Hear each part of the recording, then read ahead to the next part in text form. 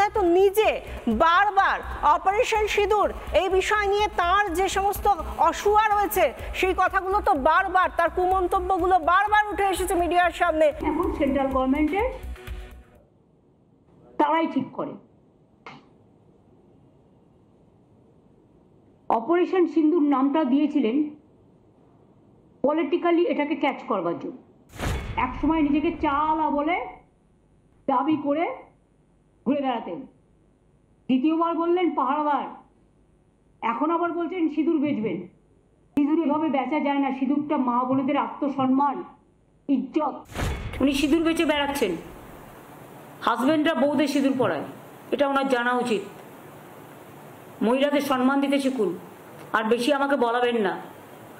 Charity begins at home, প্রবাদটাই যথেষ্ট। আমরা সিঁদুরকে সম্মান করি। বন্দ্যোপাধ্যায় কি আদতে ভারতীয়? তিনি কি তার ভারতীয়ত্ব নিয়ে গর্বিত? সেই নিয়ে প্রশ্ন উঠে যায় এই ধরনের কথা শোনার পরে।